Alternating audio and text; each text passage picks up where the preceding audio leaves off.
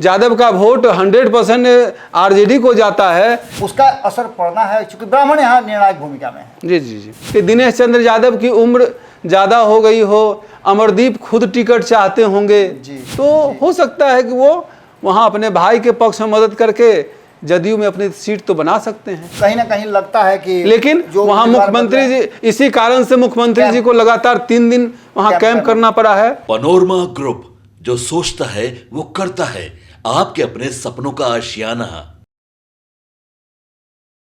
नमस्कार, भारत लाइव देख रहे हैं आप और ये महाभारत 2024 है। आज मेरे साथ फिर से आलोक जी हैं। आलोक जी लगातार बिहार की राजनीति पर अपनी नज़र बनाए हुए हैं और ख़ास करके जब 40 सीटों पे समीकरण की बात आती है, तुलना की बात आती है, उम्मीदवारों की बात आती है तो इनकी आंखें थोड़ा और बड़ी हो जाती हैं, क्योंकि बड़ी आंखों से ये अच्छी तरह से वहाँ का मुआयना करते हैं। आज मुआयना जो इन्होंने किया है वो तीसरे फेज़ की बात है। हम लोग हालांकि तीसरे फेज़ के कई एंगल से हमने देखा है, उलट के पलट के सब तरह से देखा है कि तीसरे फेज में हो क्या रहा है, होना क्या है। 5 की 5 सीटें हैं, पांचों एनडीए के पास है, 3-1-1 का फार्मूला है दोनों तरफ से। अब इस फार्मूले पर क्या होने वाला है, क्या जातीय आधार या फिर और कुछ यहाँ का असर दिखाएगा। यादव, मुस्लिम और मल्लाह, इनकी अग्नि परीक्षा है। क्या इस अग्नि परीक्षा के बाद इस पार या उस पार वाली बात होगी? क्या जिनके पास है सीटें वो निकल जाएगी या फिर स्थिति ज्यों की त्यों बनी रहेगी? इन सारी स्थितियों पर हम चर्चा करेंगे, क्योंकि जब ये खबर आप देख रहे होंगे उसके 12 से 18 घंटे के अंदर में वोटिंग शुरू हो चुकी होगी, लोग लाइन में खड़े हो गए होंगे और अपने मताधिकार का प्रयोग कर रहे होंगे। हम आग्रह करते हुए इस एपिसोड को आगे बढ़ाते हैं कि आप इन पांचों क्षेत्रों से अगर बिलोंग करते हैं तो मतदान करने जरूर जाएं। आलोक जी, आपने सुना ही होगा भूमिका में मैंने जो बातें कही और आपके साथ लगातार हम चर्चा कर रहे हैं। उन चर्चाओं में एक चर्चा जो हम बार बार कर रहे हैं कि बिहार की राजनीति को यदि आप किसी भी कसौटी पर कस के देखें तो अंततः हुआ आकर के यादव वाले एंगल पर घूम जाती है। जैसे कंपास को आप रखते हैं ना कि पूरब पश्चिम उत्तर दक्षिण दिखाने के लिए, तो हमेशा पूरब की तरफ घूम जाता है। कंपास उत्तर दक्षिण होता है, वही बता रहे हैं ना कि पूरब पश्चिम उत्तर दक्षिण जब देखना हो हमको तो पूरब भी कीजिएगा तो उत्तर दक्षिण हो जाएगा। जी जी जी। यानी कि कंपास जो है वो ये शो करता है कि दिशा किधर है।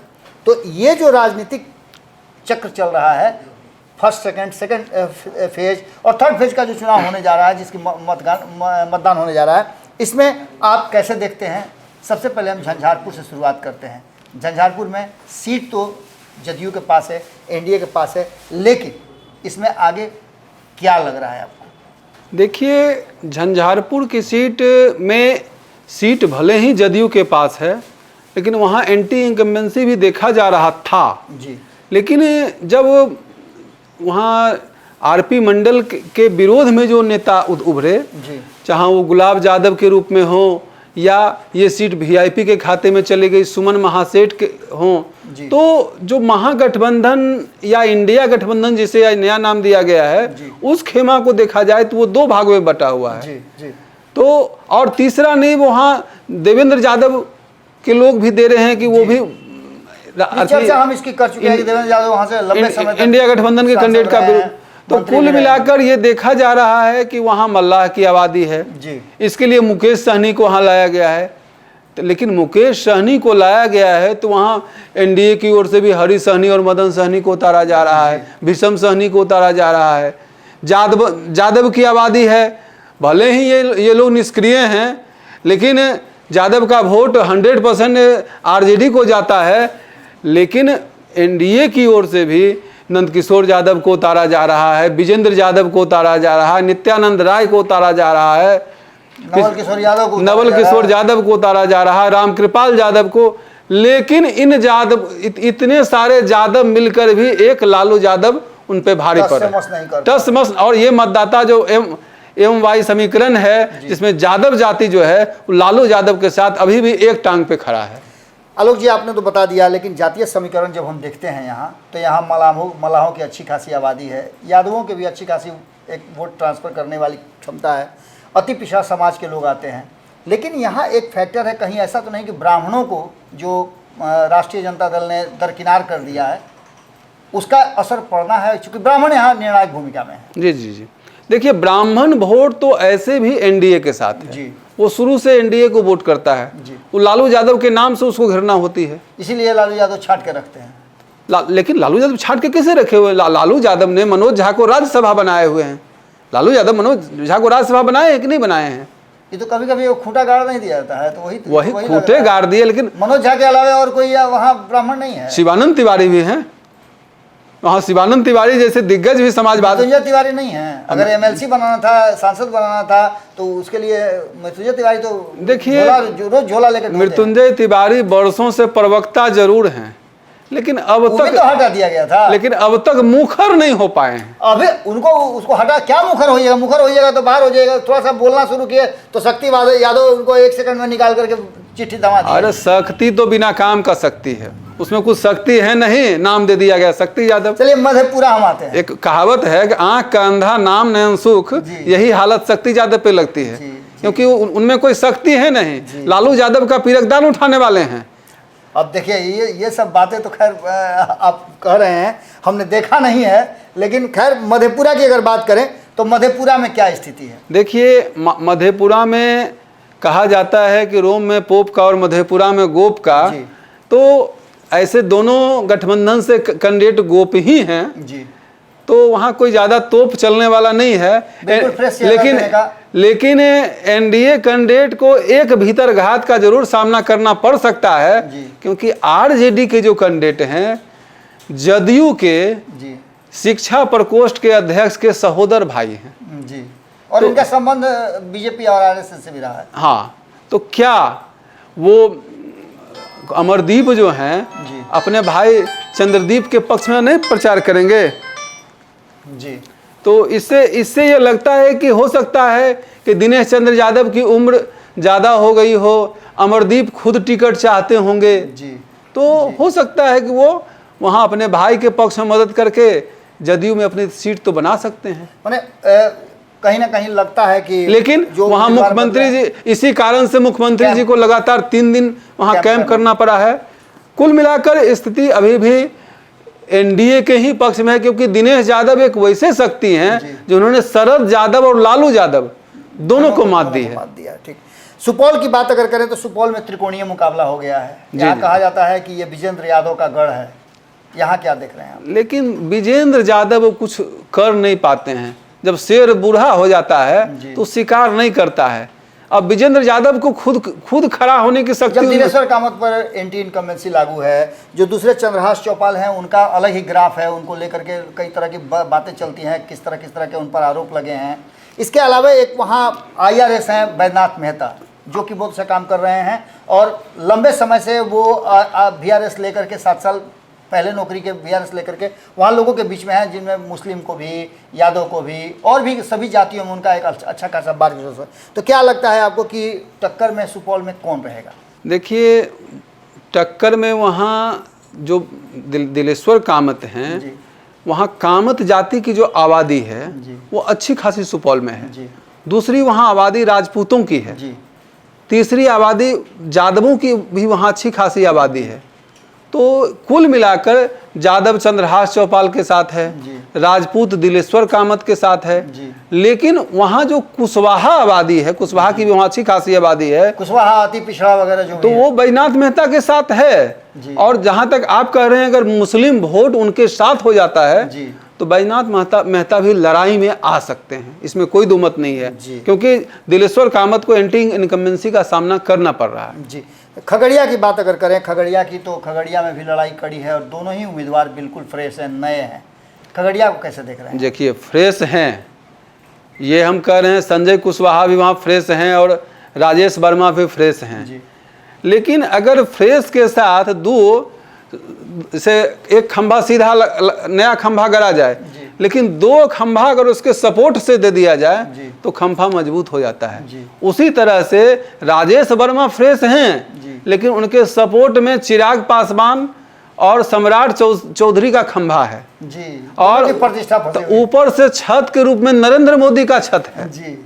तो इस नाते अगर वहाँ देखा जाए तो, और वहाँ राजेश संजय कुशवाहा हैं, उनके साथ मुकेश सहनी और तेजस्वी यादव के अलावा जी और दूर दूर तक कोई नजर नहीं आ रहा है। और मुकेश सहनी हवाई छवि है, वो कहीं अस्थिर रह ही नहीं पाते हैं। उनके वामपंथी साथी भी नजर नहीं आ रहे हैं दूर। और तेजस्वी यादव अकेला चनाभार नहीं फोड़ता, जी। वो क्या कर पाएंगे भाई। जातीय समीकरण भी लगभग उसी हिसाब से है। जातीय समीकरण वहां जैसे देखिए कुछ लोग विरोध में हैं, जी। तो ऐसे भी कुशवाहा समाज आपका संजय कुशवाहा के साथ वोट करेगा, जी। तो वहां जाके रेणु कुशवाहा जैसे लोग विरोध करके क्या कर क्या लेंगे। करेंगे, सही बात है। वहां वैश्य की आबादी अच्छी खासी है, जी। और वैश्य समाज हम तो देख रहे हैं कि वो भारतीय जनता पार्टी के साथ जैसे जुड़ा हुआ है। बिहार में स्वर्णकार समाज दो भागों में बटा हुआ है। एक गुट अरुण वर्मा चला रहे हैं, दूसरे गुट अशोक वर्मा चला रहे हैं। जी। लेकिन जब यहाँ वैश्य वोटिंग की बात आ रही है एक जगह दोनों आ जाते तो अरुण वर्मा भी राजेश वर्मा के पक्ष में वोट मांग रहे जी। हैं, और अशोक वर्मा भी राजेश के पक्ष में वोट मांग रहे हैं। जी। मतलब कि स्वर्णकार समाज भी जो है वो राजेश वर्मा के रूप में अपना भविष्य देख रहा है। जी, जी। और कह रहा है कि अगर इस बार चूके तो फिर कभी मौका न मिलेगा। अररिया एक सीट बच रहा है जो तीसरे फेज में यहाँ भी है। यहाँ भी 60-40 का रेशियो है। यहाँ से जीत करके प्रदीप कुमार बार बार आ रहे हैं। नहीं, प्रदीप कुमार वहां से 2 बार चुनाव जीते। एक बार 2009 में जीते हैं और हारे। हाँ। फिर 2019 में वो चुनाव जीत करके आए हैं। तो मुस्लिम बहुल क्षेत्र से एक हिंदू का जीत करके आना निश्चित रूप से कुछ तो कहानी कह रहा है ना। देखिए वहाँ सिद्धांत है घर फूटे गंवार लूटे। जी। जैसे वहाँ शहनवाज और सरफराज जी। दोनों भाई में ही एकता नहीं है, और तस्लीमुद्दीन की विरासत हम हैं मेरे पास है, और दूसरे भाई कह रहे हैं विरासत मेरे पास है।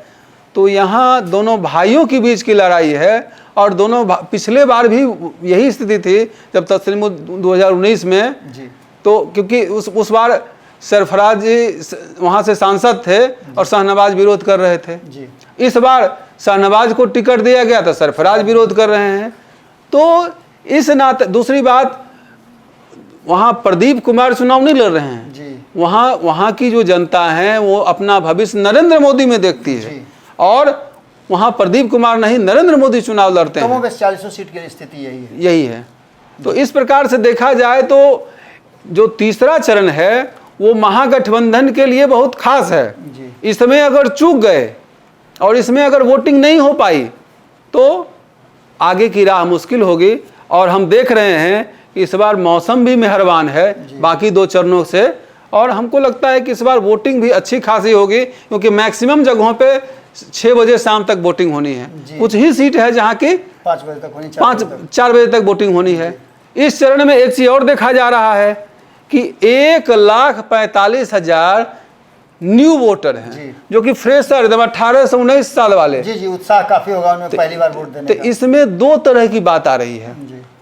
एक तो है कि यूथ वोटर नमोमय होते हैं, दूसरा नमोमय होके चश्मे से मत देखिए बाबा।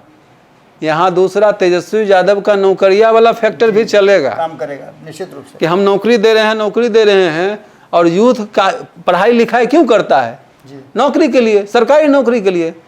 और तेजस्वी यादव ये कह रहे हैं ना भाई कि 17 साल नीतीश कुमार रहे, नौकरिया तो इन्हीं के 17 महीना कार्यकाल में दिए हैं ना। भले ही लोग फैक्टर है, ये फैक्टर है। आलोक जी, सबसे लास्ट में क्लोजिंग करते समय हम आपसे जानना चाहेंगे कि 5 सीटें हैं, 5 सीट अभी एनडीए के पास है। इसमें से क्या लगता है आपको कि एनडीए के पास ही रहेगा या फिर इसमें कोई परिवर्तन होगा? देखिए अभी तक जो स्थिति है वो रात का जो वोटिंग प्रक्रिया बदलती है उस पर अगर नहीं जाएं तो अब तक की स्थिति है तो सुपौल को छोड़ बाकी सभी सीटें एनडीए के पास रहने की ही उम्मीद जताई जा रही है। यानी इस पार या उस पार में सुपौल की एक सीट है, वो भी अगर राष्ट्रीय जनता दल के पास नहीं बल्कि जो निर्दलीय उम्मीदवार हैं उनके तरफ जा रही है। चलिए, आपने बहुत सारी जानकारियां दी और भारत लाइव के दर्शकों को ये जानकारी मिल ही गई। 11 राज्यों के 93 लोकसभा सीटों पे मतदान होना है, जिसमें बिहार की 54 सीटें हैं, जिसमें से 51 पुरुष और 3 महिलाएं हैं। जिस देश में 33% महिलाओं को आरक्षण की बात की जा रही हो, स्पेशल सेशन बुला करके महिलाओं को 33% आरक्षित करने की बात हो, वहाँ सिर्फ 3 महिलाओं का 54 में से चुनाव लड़ना इस बात की तरफ इशारा कर रहा है कि हम बहुत पीछे हैं। अभी आलोक जी ने बताया भी कि 98,60,000 से ज़्यादा मतदाता हैं जो अपने मताधिकार का प्रयोग करेंगे, जिसमें बताया भी कि 18 से 19 की उम्र वाले 1.45 हैं, यानी 1,45,000 से ज़्यादा। एक मिनट बाबा और टोकेंगे कि ये 3 महिला कैंडिडेट भी जी किसी राजनीतिक दल से नहीं हैं, जी नेम फेम वाले किसी दल से नहीं हैं। जी तो इन 3 महिला कैंडिडेट पे तो कोई नाम भी नहीं जान रहा होगा। बिल्कुल बिल्कुल। तो ये महिला आरक्षण की बात करने वाली पार्टियों को ये बताना होगा बिल्कुल, ये बड़ा कि महत्वपूर्ण आधी है। आबादी को उन्हें क्यों गौन रखा है। बिल्कुल बिल्कुल, बहुत महत्वपूर्ण है। अगर आप मान लेते हैं कि जब ये लागू हो गया है, आगे के चुनाव में देंगे या क्या करेंगे वो एक अलग बात है, लेकिन जहां 1,45,000 युवा जो 19 साल से कम उम्र की हैं, तो दूसरी तरफ 20 से 29 के उम्र के लगभग 23 लाख युवा मताधिकार का प्रयोग करेंगे। निश्चित रूप से तीसरा जो चरण होगा वो निर्णायक है। हमने पहले भी आपको बताया है कि 272 के आंकड़ा को पार करने के लिए ये आधा रास्ता है, जहां से सत्ता में पहुंचने का और सत्ता के दरवाजे तक माथा टेकने का मौका मिलता है। किसे मौका देगी बिहार की जनता और देश की जनता, ये 4 तारीख को क्लियर हो जाएगा। बहुत बहुत धन्यवाद। आप वोट देने जरूर जाइएगा, ये हमारा विशेष आग्रह है। नमस्कार। पनोरमा ग्रुप, जो सोचता है वो करता है। अगर ये वीडियो पसंद आई और वह बिहार के राजनीति और बिहारियत से सरोकार रखेनी तो सब्सक्राइब बटन दबा के चैनल के सब्सक्राइब कर ली। ओजे एगो घंटी बा, ओकरा बटन दबा देला से कुल सटीक और मारक खबर रुआ मुफ्त में मिल जाई। अगर रुआ पत्रकारिता के हमनी के नया प्रयोग में सहयोग कर चाहतानी तो ज्वाइन बटन दबा दी। पेटीएम नंबर नोट कर ली 9386816700। धन्यवाद।